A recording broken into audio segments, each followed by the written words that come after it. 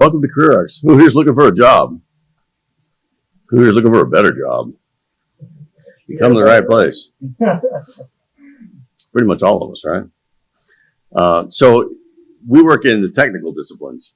And in the technical disciplines, we rely on education and certification for a great deal of where we go and how things work.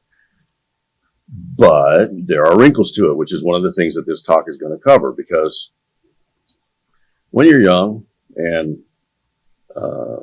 don't have as much knowledge about how some of this stuff works, there's a tendency to go get education. I need to go get a degree. I mean, our moms told us, you need to get a degree. You need to go to college. The truth is much more interesting than that. Wow, I got a wide sweep here. If you guys wanted to move over here, that would save my neck. Never mind. Anyways, there's lots of things that are different about where we go in tech. If you want to work in STEM, that is much more applicable. You need a PhD, you need education, you need certain qualifications.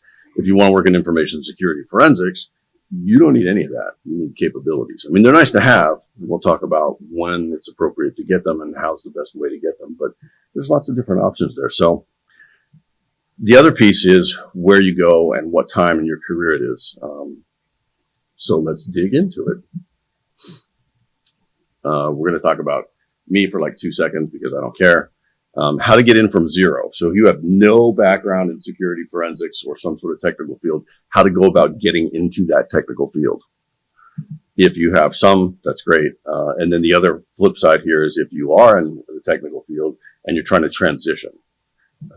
So say you are an ASE auto mechanic and you decide you want to work in forensics because being an ASE auto mechanic isn't quite the dream job that you thought it was going to be. There are aspects and ways to do that that are better than others, and we'll talk about transitioning and how to get from different places, and then just the general concepts of how to find a better job. Works out well, and then retiring, getting out, all the stuff in between, easy enough. Okay, so I own some companies. They're lifestyle companies. Don't get excited. I'm not rich or anything, but I have been a CISO at a large startup. Have been a CISO at a large healthcare organization. I've done some pretty cool stuff with AI. I know lots of stuff about technology. I've probably forgotten more about it than anything else. Really dig QR codes, which is weird, but okay. All right, how to get in from zero. How many people are looking for their first career position? Just a couple. Okay. How many people were doing something else first and are now getting into tech and security? Yeah. What were you doing? Oh, okay. Yeah, you're a natural fit. Yeah, you got some speed coming your way. I hired a guy from GE last year before, and now he's running the department. So how you get in from zero, and I cannot emphasize this enough, is learn the free stuff. We live in this wonderful age where all of this stuff, all of this information that you need to know to work in security, forensics, and any of this stuff is available online, and you can get your hands on it for free. Even better, you can do things like MIT, Cal State Berkeley. You can audit courses for free. You can take the actual education components without having to pay the education cost. Now, you don't get the piece of paper, but it turns out that piece of paper isn't really worth what you thought it was anyways. It's nice for your first job. Oh, you have a degree. It's nice for getting past human resources gateways where the job is like, you have an HR. But as we're going to talk about later, you shouldn't be going through the HR process to get a job anyways because it's broken. So we don't really care about those fences and things that you have to jump over. We want to take you around those because that degree is, who cares? We need you to be able to demonstrate competency. We want you to have certifications, but it's not crucial. There's just different ways of going about it. You can obtain learning plans and guidance for free on how to get into certain career fields or transition. You don't need to subject yourself to the education system just to get into a high performance career field. Not that it's necessarily bad. These guys here have some really good programs. I was impressed. I was talking to Bill about some of the requirements. I'm like, hey, you guys aren't doing a bad job here. some of the other colleges that we visit, I'm like, oh God, these poor kids. So it's not a bad deal. The secret path to this stuff, though, if you have no idea how to get started, if you don't know, for example, how to become a race car driver, I have no idea how I would become a NASCAR race car driver. But the process for breaking into a field like that is the same no matter what the field is. So if you want to be a high-profile chemist, if you want to work in industrial controls, if you want to work in security forensics, blah, blah, blah, do this stuff and rinse and repeat. Find somebody, talk to them, ask them questions. This starts to set up a network of people who are in the career field that you're interested in. And that is very essential to what we want to accomplish.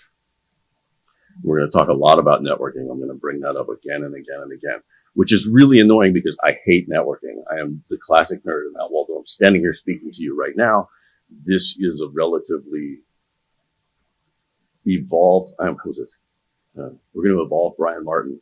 I'm in my final form. Okay. I did not used to be like this. I was a classic programmer. Put me in a box, feed me pizza under the door, and I will produce magnificent code for you. But it turns out that very few people appreciate that level of artistry, and they just want to copy and paste from Slashdot and push it out to production. So that didn't work out very well. That was a long time ago. But this process here will work very well for getting you started on the way, because the people are going to give you input on what you need to do to get where you want to go. Because you're talking to somebody that it worked for, and almost nobody you talk to is going to come to you and say, you need to go get a degree. I went to the University of Maryland. I got a computer science degree. That's what you need to do. Computer science. Although you will hear me complain a lot and say, if you're going to do technology, computer science is a nice thing to get. We don't do a lot of that anymore. The other aspect of this that's really nice is you can ask us questions, and we all want to help. There's a human condition. How many people here know what social engineering is? Yay. Okay. We are really good at using social engineering in normal activities because we're humans. I mean, it's not like somebody invented SE as a new science or anything. It's just normal human behavior that we can then exploit to get certain goals accomplished. This is no different than that. But when we talk about facilitation and sales, all we're talking about is certain aspects of SE. So not all SE is bad, not all SE is evil, but SE is networking. First and foremost, that is networking. And all of the people that you talk to are vain because we're humans. Sorry, we're all vain. It's characteristic. And we all want to help. It's a natural tendency to want to help each other, something that comes from the trees, I guess, when we were all monkeys. But it doesn't take any more than that to get people to help you move along the path and figure out what you need to do. So do you need a degree? TLDR, no. They are worth less than experience. They take time and cost money. That's 2 strikes against the degree that I don't like. They are also poorly targeted. That's a 3rd strike. So that's 3 strikes against degrees right there. When we say poorly targeted, what we're talking about is you come out with a degree and it has something, but that's not like it fits a job description on Indeed, right? It doesn't just automatically plug in like a Lego and go, ta-da, I'm in a career field. You have to do certain things with it. And if your desired career field is slightly different, like say I want to work in NASCAR, I happen to like racing a lot, I like motors and mechanical things, and I would like to work in that field, then I need to tweak what comes out of college and align it to where I want to go. I have a friend, I'll just cover it now. I have a friend that likes Disneyland. Freaking loves Disneyland. We got a meme in here about it. So it would be good for him to align his desire to work in security with what Disney needs. Any knowledge you have of the place that you want to go will be beneficial when you're getting a job.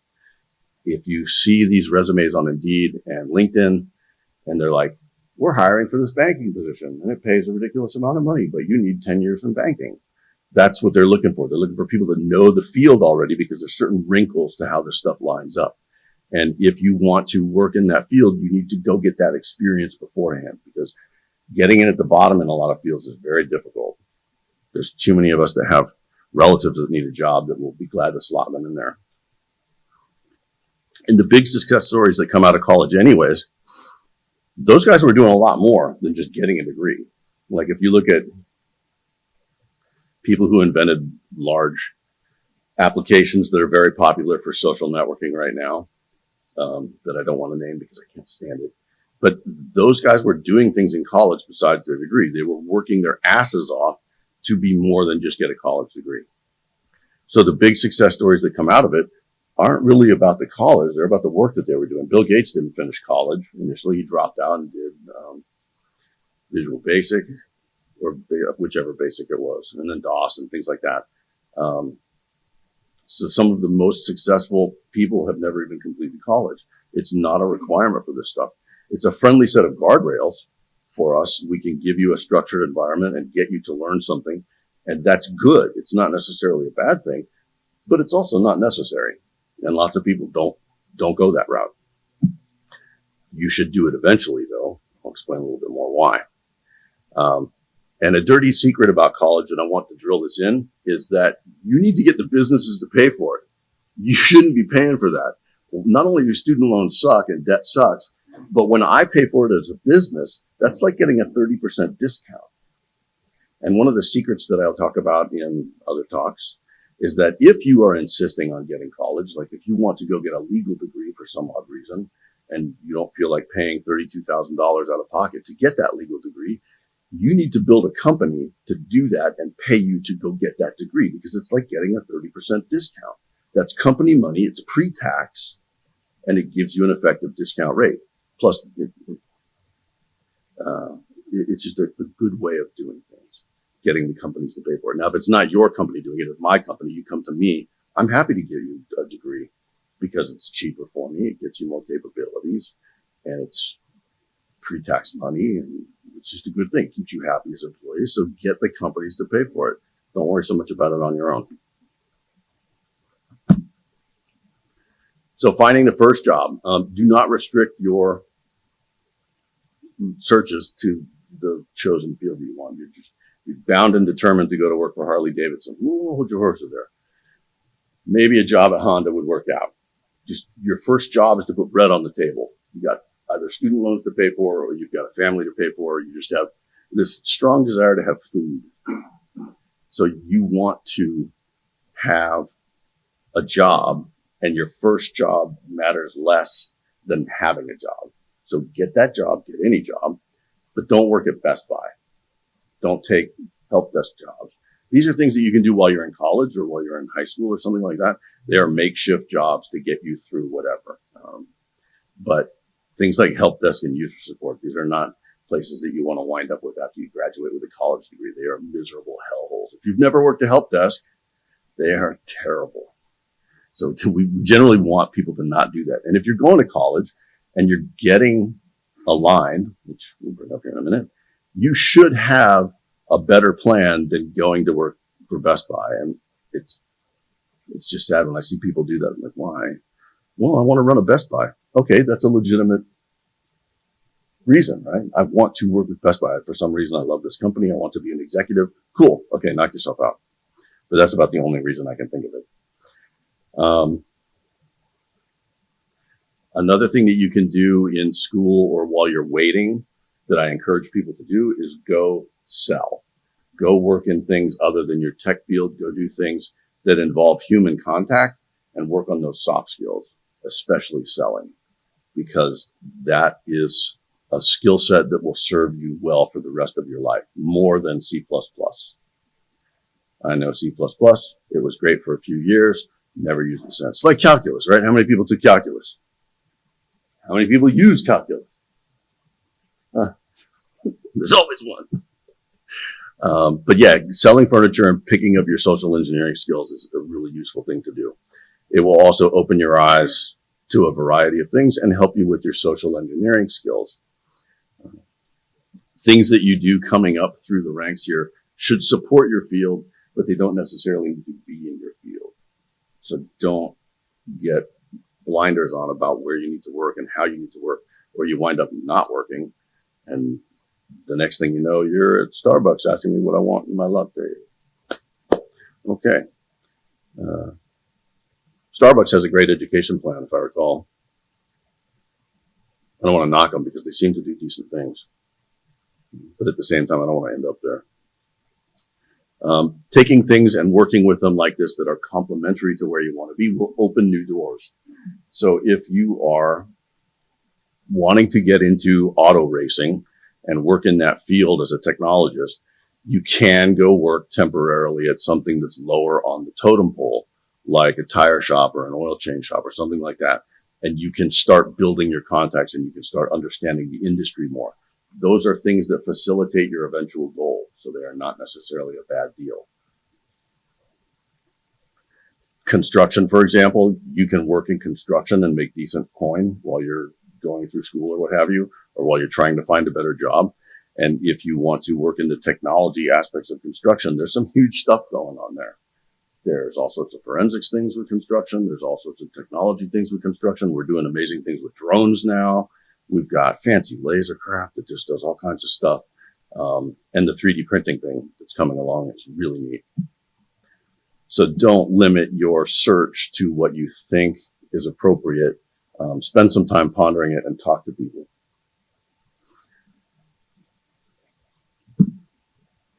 Hey, technology is hard. There we go. All right. So the standard career progression for people in our business, we typically start off on the low end. When we come out with a college degree, we are a programmer. We are a network tech. We are a systems tech. Like I said, things like PC tech, that shouldn't be post-grad stuff. That should be, I need a job and I need to go do something. It's a holdover. But you start off at some sort of low entry level field in the technology aspect of it, and you get better. And if you're smart, you're persuading your employer to give you certifications. Like when I ran the PC shop at Huntel, we would take people in and like, I know how to use a screwdriver. And I'm like, great, which end is the appropriate end? And as long as they could manage that, we would train them into the tech field. And then the manufacturers like Fujitsu would give us class credits to send them to classes to train them on how to disassemble laptops and things like that and put it together. I don't know if Best Buy does that now. And the wonderful thing about modern technology is it's gotten so easy. Aside from Macs, it's not terribly hard to work on this stuff. But you become a subject specialist. We want you to learn more and become better at it so that we can charge more money and so that you can do more things. We're leveling up your capabilities. And your employer should be paying for this. But the other side there is that you can get most of this stuff for free on the internet. And if you are not happy with where you are and you want to be somewhere else, figure out a plan and start learning those technology courses. We can get our hands on so much stuff right now. In addition to the education aspects, the actual physical stuff. If you work as a computer programmer and you would like to work in operational technology red teaming, you can order that equipment off of eBay for like $50. It's not expensive. So what's stopping you from doing what you want to do? There are limitations on how you bounce around in the career fields and the alignments here. Like, for example, a CISO is probably never going to be a CEO unless they start their own company because they don't have the business and financial chops coming up as a CISO to make that transition. But as a COO or a CFO does, they're embedded in it. So there are consequences to the paths that you choose. You just need to be aware of them as they go, but that's way down the thing. Then there's entrepreneurs, VEEPs, and consulting. We routinely in our career fields, security and forensics, bounce back and forth between consulting and regular work, FTE work. It's sort of a way to hold yourself while you're finding a new job. On the other hand, I've been doing consulting for a long time now, and I just do consulting, which is, I love it. All right, and then you become a security analyst and a supervisor and so on. When you level up the management chain, though, and this is where you have to be cautious, you have to make a conscious choice. Do I want to be an engineer or do I want to be in business and management? Because once you make that transition, you are going to start rusting unless you put in some significant effort to maintain skills on your own. And once that happens, going back, if you fail miserably at management, which you should never do because it's not like it's hard. We all know managers. It's not very hard. If you have to go back into engineering, it can be difficult. I made a transition back during one of the Windows evolutions and came back to find out that the entire server architecture in the back-end system had mutated into one of the middleware aspects of Microsoft back in the 90s. And I was just like, what happened? I'm going back to Unix. Screw this. Because Unix is Unix. That hasn't changed. And I mean, it has, but not really. Wonderful stuff. Anyways, this is how you lever up. And like I said, if you're going to be in management, you're making certain choices and you need to be aware of the consequences. Getting it above zero. If you are trying to get into the field, if you are coming back into initial networking opportunities, we want you to find someone that's doing what you want to be doing. Use the 3-question thing, get some social engineering action going there, and find out what it is they can do. A trick to dealing with people like me that talk too much is to stand up. They taught us this in the military because we had to sit through lectures and it was extremely boring. And I realize I'm lecturing. Sorry, but there's a lot of material I'm trying to cram into your heads. If you stand up, it will help with absorption and keep you from falling asleep. I just encourage you.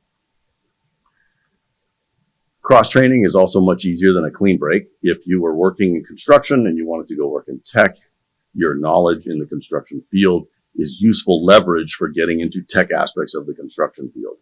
So again, this is once you pick a field, we want you to be happy with it. So make sure it's something that you want to do, because if you're going to invest in it and enough time to learn it, it's going to be something that sticks with you for the next 20 years.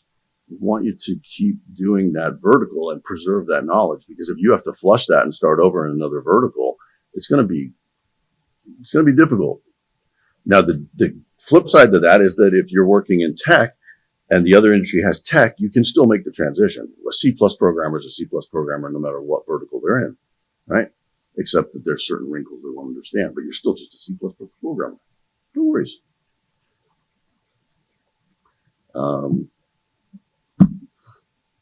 The job markets are important considerations for what you're up against here. The cities are easier to find jobs in. There's a ton of jobs available in New York. There's a ton of jobs available in Philadelphia. They pay more. The cost of living is disgusting. If you like city life, that's a great way to go. If you don't like city life, it's horrible. Remote is now a more valid option than it used to be, especially with consultants, but still less so. Especially, they're all trying to get us back in the office in a lot of places, especially the cities. And if you want to work remote, and if that is an option, they will use that against you. They will tell you, you need to work for less money. You're like, well, why? It's still doing the same job. Well, yeah, but you're in Omaha. And because you like it there, we're going to pay you less money. That's bargaining. Network outside of your comfort zone. If you think you have limits on what you're doing, if it feels like you're banging up against limitations because of either your career field choices or your technology choices, reach out outside of the field.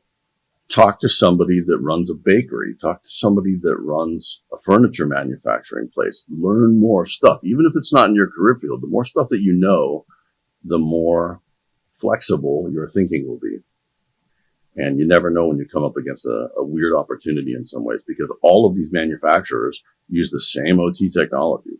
It's all the same stuff, so you can work in any of them. But get out of your comfort zone. And in line with that is that if you spend too much time in one place, we used to have this thing like, I worked for IBM for 40 years and retired. Nobody does that anymore. If they're spending any amount of significant time in a business, it may be hurting them. In addition to you not getting the raises that you're entitled to, they'll be bringing in new people and paying them more than they give you your annual raise for. So you're going to feel like, I'm getting gypped here. I'm doing more work than this guy, but I'm getting less money. That's not fair. So you have to transition in technology to maintain a current standard of pay, which is weird, but okay. The other problem with it is that you get embedded. And you think that there's only one way of doing things. If you go to work for a hospital, a healthcare organization, this is very common. You have a very limited understanding of how business works and a very limited understanding of how technology works, because you're living in a small pond, and you have got to get outside of that to be able to expand your thinking to understand what else there is available. We try and do that with training, right? We want your manager to send you to SANS courses so that you can learn more about security or programming or whatever, and bring it back to the organization and be better at it. But the reality is that It never works that way. We try, but nothing beats bringing in fresh blood. Fresh blood always has different ideas. Go consult. It will definitely change your understanding of how business works and how the world works. Go to a startup. That will change you as a human being. Until you've worked 80-hour weeks for more than 40 weeks at a time, you just don't understand what startup life is like. And it's brutal. But supposedly the payout's great. Haha. You're not the one getting that payout. The venture capitalists are. And that's another lesson that you need to learn. All right, more career management. Things to do on your own or with additional pay from your company is go to seminars. Go learn this stuff. Professional success is this never-ending treadmill of effort. We have to continuously improve. The only other profession that's like technology in this regard is medicine. They are the only other people I have seen that work the same sort of hours we do with the same intensity and still have to do the same level of learning. And when you think about that, if you're working just as hard as a doctor, there's a reason why we want to pay you just as well as a doctor. But you've got to exhibit that level of performance. Doctors can't make mistakes. We have to keep learning to stay on top of stuff. I work a ridiculous amount of time, but it's all worth it because in 5 years, my startup will be doing what I want it to do, and then we'll be out. Exit strategy, which we're talking about. When we talk about social engineering and career management, in addition to the SE part there, we're not talking about the bad sides of it. We're talking about the good sides. The networking stuff is one aspect of it, but we're also trying in our networking efforts to reach out to people who may not be interested in talking to us. And the way that you get them interested is by doing lots of social engineering. What do we do to get people's interest? It begins with a P. Just shout it out. Huh? Yes. Pretexting. We do pretexting all the time anyways. Sometimes it's evil, sometimes it's not. Don't be evil. Professional associations and certifications of note. These are things that you can do to get you more help in the career field. They have, again, limited value, limited lifespan, and they should align to where you want to go. If you want to work in racing, go get racing stuff. Go talk to various manufacturers. Reputation development. This is where things get sort of interesting for fast progression and making gains in ways that most of your coworkers will not do because it takes effort and attention. Research and analysis for work. If I give you a project as your manager and you have to go learn something new, there is absolutely no reason for you not to write a blog post about it. That brings up your personal brand. If you have a bunch of blog posts and you go in for a job and you have a reputation, you do talks at cons, you're going to be more attractive to an employer than somebody who is just a cube warrior and sits in the cube and doesn't do any of that. Because we need you to have certain skills, and this is the kind of stuff that demonstrates to them before they hire you that you can write, that you can manage processes, that you can achieve goals, that you can do things that will help make sure that you're a good fit for the job. So think of this as like an extended resume. Some of it can earn you money.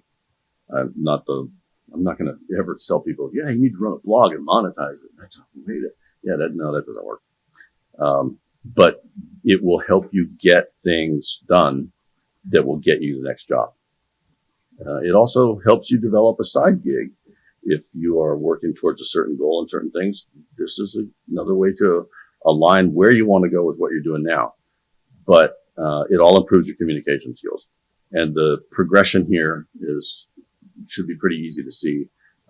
Eventually it becomes a book, something like that. But don't hyper-focus on this. Some of the people that find out how to use this for career management get stuck in this. And they start thinking that writing blogs and publishing books is a great way to go. And they're useless as workers because they think that this is their priority. And your priority is to do what I want you to do or what the employer wants you to do. We don't care about your blogs and your articles and your books and speaking at cons unless it directly aligns with what we want because that's how business works. So don't get caught up in it. Professional development, technical seminars. The big thing here is to take the technical seminars for the fields that you want to get into and go get those, so that you're paving the way for you to get to where you want to be. Some of the better known stuff from older generations that has not carried through is things like Dale Carnegie.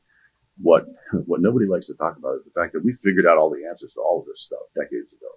If you want to talk about how to manage computer systems and business and technology and forensics and things like that, all of the processes, we figured that stuff out back in the 70s. And IBM, ironically, was largely responsible for a great deal of it. And it all got documented. And it's all out there and available for you. You have to go find it and read it. But we don't teach it in a way that makes it readily available to you, so you end up reinventing the wheel. We don't want that to happen. It's a waste of time. So I always encourage people, go take these things. People like Dale Carnegie and other business management people that have been doing this for 30 years, there's a reason why they're good at it. Go take advantage of that.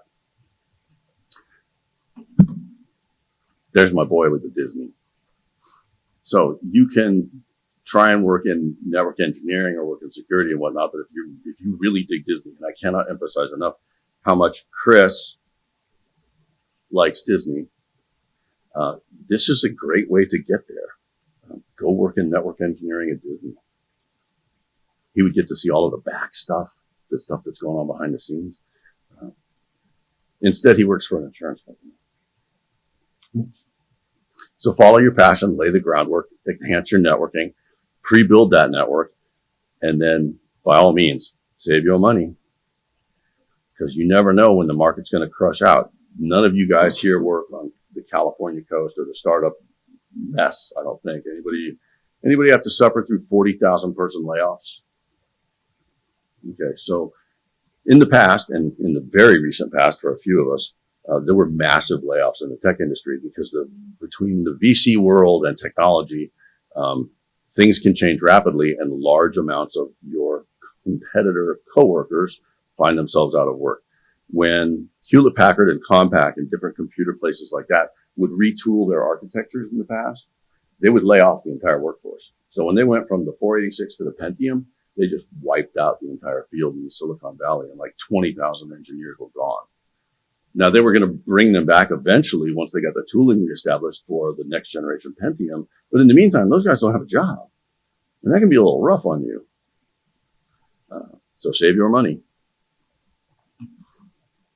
You want to start looking for your next job well before you need it. You don't have to take it, right? You could like where you're at. It could be working out really well for you. So you don't have to take it. But make sure you keep those options in your pocket and know where you're going to be next, or know what your opportunities are. Because if you were working in Silicon Valley in the last year, you could have had the legs kicked out from under you. And that's not like HP where those jobs are coming back. Those guys lost their jobs and it's gone and it's not coming back. And there's a lot of tech people now in the market that are now competing with each other for a job that they weren't ready to go find. Luckily, they have good skills, so they probably won't be too bad. Secondary skills are a wonderful thing. Again, this plays into how your secondary business considerations and how you manage your personal life can benefit your professional life. If you are enjoying something, go work in that field. But you can also do things like start a side business and use that to save money. If you like to travel, but you don't work in a business like consulting where you get to travel all the time, have a business that talks about travel. I mean, it can be as literally as simple as, look, I have a blog and we talk about travel. How do you think all those people started that crap? Because anyone can do it. It's not special. All you have to do is go, guess what? I work in candy manufacturing. Congratulations. Now you have a business. You can go actually formalize the business, you get customers and income and all of that. But as long as you are demonstrating some effort at making it business-like having a blog, talking to people, writing articles about it, you can then go buy a bunch of candy or look at candy manufacturing or go on tours at candy facilities. Come to Hershey, Pennsylvania. They love to give tours. Great stuff. Go to Denmark and look at how really good chocolate is manufactured. And all of that is a business expense now and deductible from any earnings that you make from the business. You can't take your salary from your FTE position and deduct that against it. But you can carry through a loss in certain ways. It gets complicated. There's a whole other presentation on this stuff, so we won't go there. But use what you like to better your position in life. And if it happens to take care of your FTE position or your job, by all means, maximize that stuff. I sponsor NASCAR races, little tiny stickers, not big stickers, because like I said, we don't make a lot of money, but that gets me certain things that I want. And it's right off. I can fly us out to Indiana and go attend the Firecracker 500 and whatnot. It's all business expense, which is like an immediate 30% discount. Immediate, boom. Can't beat it. All right, so networking and why this is so important. And this is what a lot of people don't understand. A lot of people never internalize these concepts at all in life. You only have so much time. You only have so much emotional content that you can share with other people. And some people figure this out in different ways. And they're like, look, I just can't deal right now. That's because you're out of space. You're out of a way to deal with whatever it is that you're looking at in terms of other people. But you have 3 zones in your life. You have people to you that are emotionally beneficial, like your family. You have people to you that are socially beneficial, like your friends. And you have people that are professionally beneficial. And you only have so much time. And you don't have a choice about the family. So that one right there sucks up a bunch of time. And it can be a little strange at times. You also have the little red dots, which are people that would normally fall into one of those circles, but have no redeeming benefit at all. But you're still stuck with them. There's a bunch of different ways that can happen, but you have to deal with them. You don't have a choice, and it's not helping you. It's difficult to deal with. Some of us have very difficult situations in our lives, and that can be tough, but it takes up some of this time that you're using to deal with networking. It's all a form of networking. Am I over time? No. Okay. So you can fit more people into different circles. Family, you can generally only fit like 5 people in there seriously. You get your mom, your dad, your kids. That's about the limits of what you get. Then you get some grandparents maybe. But it's a very small circle of people that you are willing to commit to that level. You're socially beneficial, your friends. Some of us think we have a lot of friends, but you really don't. If they won't give you money, not loan, give you money. If they won't screw up a portion of their day to come help you, they're not really friends. They're acquaintances at best. I have 150 Facebook friends, but they're not all friends. Only a small number is really that committed to my success as an individual. But there's a sizable amount. It might be 5, it might be 10. But the thing is, if I make it 10 and I give that amount of time to it, I have to pull numbers from somewhere else. So you have to make decisions about managing your career and managing your life that impact how these numbers flow and change. And on the professional side, you can bump that number up to like 20.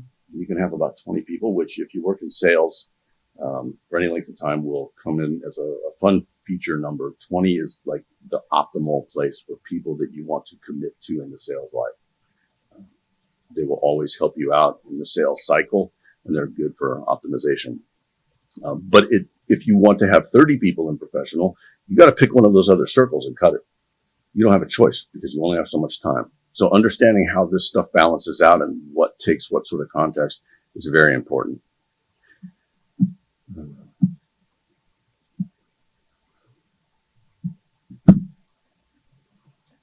Networking is essential. If you aren't good, get better. I was terrible at it. I still am terrible at it. I'm better than I was, but come on. For some of us, it's difficult. For some of us, it's easy. They're naturals. If you've ever worked in the SE world for any length of time, you know people that are naturals at SE, and they're typically horrible people because they've been using it their whole lives to get what they want. But there's also people that are just better at it. This is all just another skill that you can learn. Anybody who's terrible at it even can learn it over time. It just takes effort. Ask for help. It's just another thing to improve. It's another skill you can learn.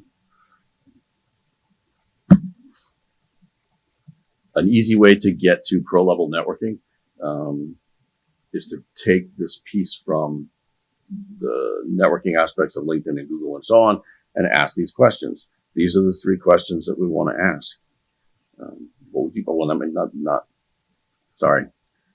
These are 3 questions that you can ask that will help you get to where you want to be in the communication style. Talk to people at the companies that you want to work at, even if they're not the hiring manager. When we do sales stuff, we can't necessarily pick up the phone and talk to the CEO. We have to start somewhere in the organization. And I now have to take one of those slots from my circle and say, yes, you as the engineer in this company are now part of this circle. And I can't just dump him because then I have a bad reputation with it. There's a cost to this stuff. You need to be aware of it. You can use cold LinkedIn approaches. I wanted to link so that I could ask you about X that they would be willing to talk about. Like, you may not think that you can ask Bill Gates a question, but I guarantee you that there's a way that we can manipulate the situation so that Bill Gates will answer your question.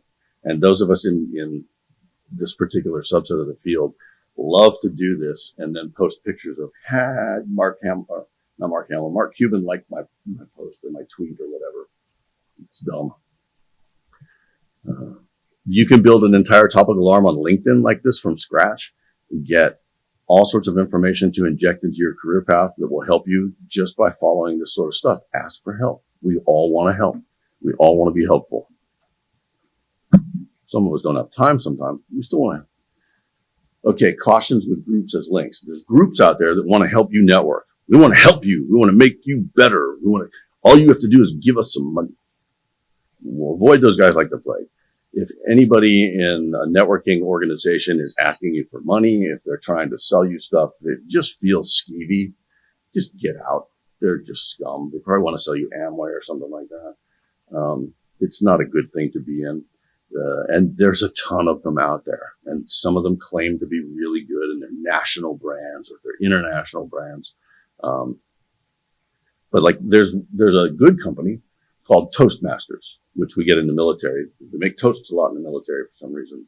And this is a great public speaking forum because they teach you public speaking. You have to go up and give presentations and stuff like that. And that's part of Toastmasters. It doesn't cost you anything, although they might want chapter membership so that they can pay for coffee at the meetings or something like that. They don't charge you $500 annually or something. CPANG is like $50 annually. It's really small. It covers annual meetings, dues, things like that. It's well worth the money, but it's also very small. CPANG is northern Pennsylvania and Jersey, places like that. So it doesn't work down here, but you've got something here, I guarantee it. And then there's always the Chamber of Commerce, another great place to network. Okay, job hunts. Why do you want to work there? If you cannot answer this question adequately, you probably shouldn't be looking for work there. You need to understand why you want it. If the answer is because of the money, I got bad news for you. You're not going to be happy.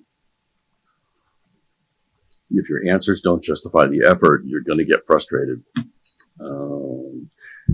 That Inc. magazine article talks a little bit more about it, and I threw this slide up there because of that, because you need to understand why you're interested in going where you're going. I joined the military because I wanted to see the world and do fun things like that and have them pay for my college. I knew what I was getting into. I made the decision consciously. Understand what you're getting into with this stuff. Do what you want to be doing and understand why, and things will work out because you'll be willing to put the effort in. We're almost done. Forms of business. Pay attention to forms of business, just like vertical markets. If you know more about healthcare, you're probably going to be able to get a job in a healthcare related field easier than you will banking. If you work in government military, you're going to get a job easier in federal service than you will going to work for a pure capitalist New York firm. Bureaucracies are bureaucracies. They have different ways of doing business, family owned, all of these things. There's different rules that go into how the businesses are run. And if you're not comfortable with one, some people cannot stand family organizations because there's a lot of nepotism. Family comes first. That vice president promotion is always going to go to junior rather than you, unless he's a real screw up. So you have to understand there might be some problems there and make sure you're comfortable with it. Continuing education. Again, let the employer pay for your degree. Forklift qualified. Yes. Beware of too many degrees. It's fun to collect degrees, especially if your employer will pay for them and you have a desire to learn like I do and you want to collect degrees. However, collecting BS degrees is fine. Collecting undergrad degrees is fine. You don't put them all on your resume. But the minute you go to PhD or master's, you are elevating yourself outside of a pool of potential employees. And you may get to the point where you want to not list this on your resume, or you don't want to use it as part of your job hunt, because it will limit you. I know a couple people who have PhDs and they cannot find work to save their souls, even when they're not looking at that level.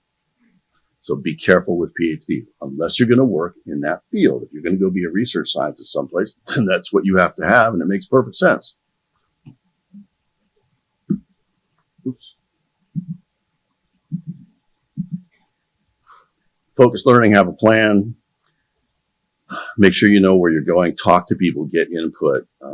When we're doing job hunts and stuff, it can be very difficult because we're out of work, or because we're trying desperately to find work because we're unhappy for whatever reason. It can cause you mental pain when you're having to go through this stuff. So get input from friends, family, people that are willing to give you more information, like people in your social engineering process where you're trying to ask for their advice.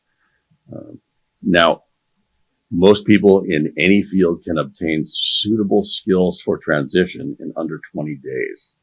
So why did we make you go to school for 4 years?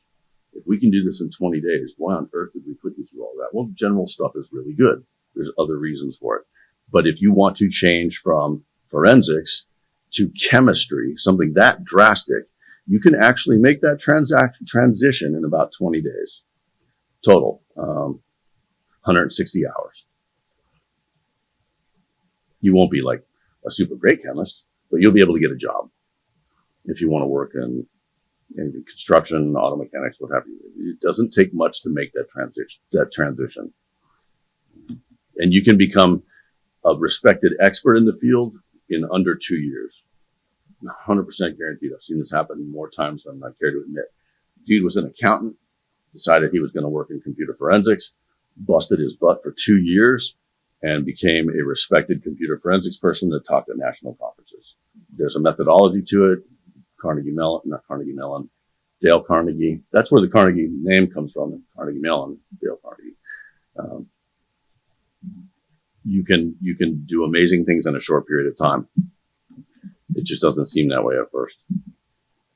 Retiring, getting out. Always have your exit strategy. Know where you're supposed to be in a short period of time, in a long period of time, in the medium. You got to have these goals lined up. If you can't retire in 20 years, you are doing something wrong.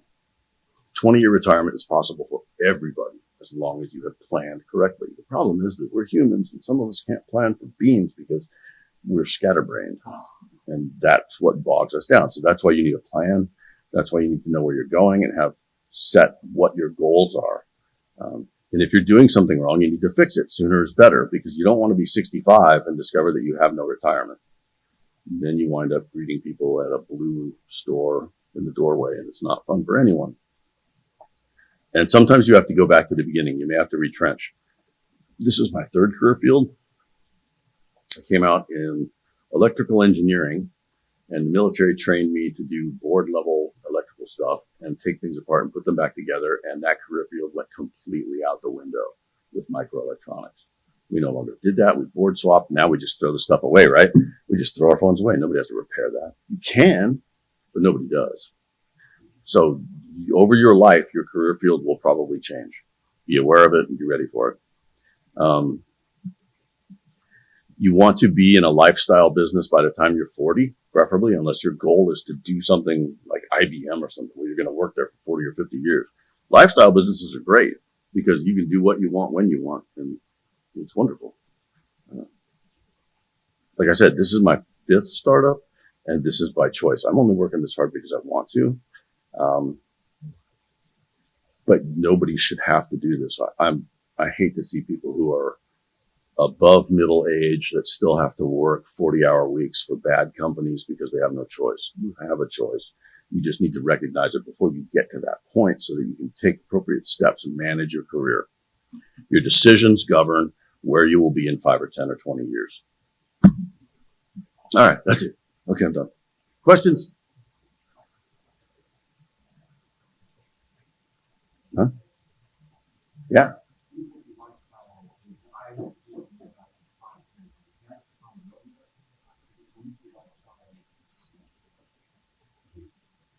No, a lifestyle business is just one where you're not forced to work. This talk was a part of our 2022 Secure West Virginia Lucky 13 conference. If you would like more information about this talk or our speaker, check the description below. And if you enjoyed the content, consider liking and sharing this video.